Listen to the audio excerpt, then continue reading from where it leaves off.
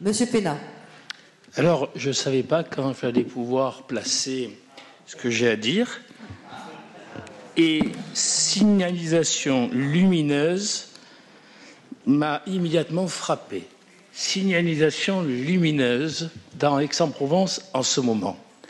Une affiche de vœux qui est là depuis 3 semaines, jour et nuit, en permanence dans notre ville, avec un très beau portrait, incontestablement, de Madame le maire.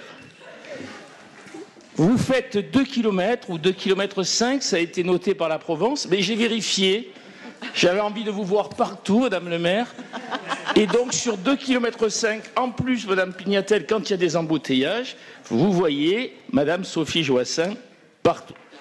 Alors, quel est le problème, Madame le maire, si je puis me permettre? Le problème n'est pas que vous présentiez vos vœux aux Aixois et que vous puissiez associer le conseil municipal. Ça, c'est bien normal et c'est très bien. Mais l'impression que ça donne, et je vous promets que de nombreux Aixois, vous le savez, le pensent, et lundi d'ailleurs, sans faire de publicité, France Bleu Provence fait un petit micro-trottoir aixois, et évidemment, je marchais dans la rue, ils m'ont interviewé au hasard, vous verrez.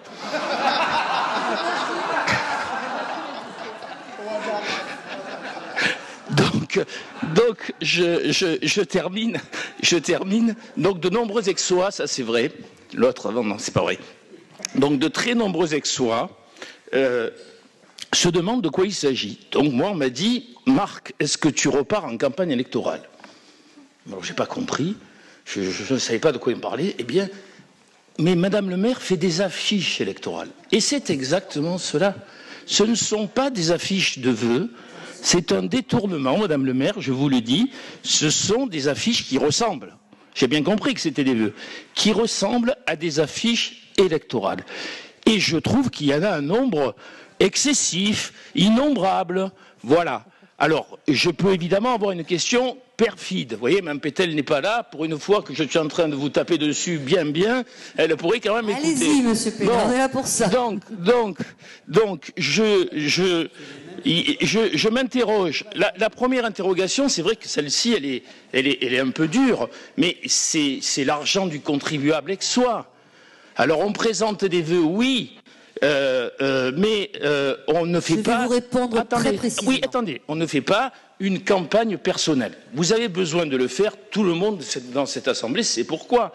Vous n'avez pas été élu sur votre nom, vous avez un problème relatif de notoriété, vous êtes connu bien sûr, mais par rapport à votre prédécesseur, ou plutôt prédécessrice, je vais y arriver, votre maman, ça sera plus simple, vous avez un problème donc pas de légitimité, non, mais de notoriété. Donc, vous avez besoin que l'on vous voit, comme vous faites vos vœux partout, mais ça c'est un peu plus normal, il y a ces affiches.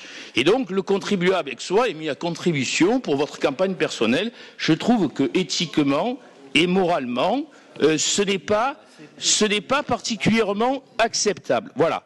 Et puis je termine sur une autre note d'humour, mais c'est pas de moi, c'est de Monsieur Castronovo. Il a remarqué qu'on ne disait pas. J'ai vu et je sais combien Lucien Alexandre Castronovo est pointilleux. Et effectivement, il a raison. On ne souhaite pas des vœux parce que c'est un pléonasme. On les présente ou on souhaite bonne année. Moi, ce que j'aurais voulu, c'est que il y ait des vœux, comme on en voit dans des tas de villes, qu'il y ait votre visage, bien sûr, mais pas ce caractère ostentatoire qui ne correspond pas normalement à votre personnalité.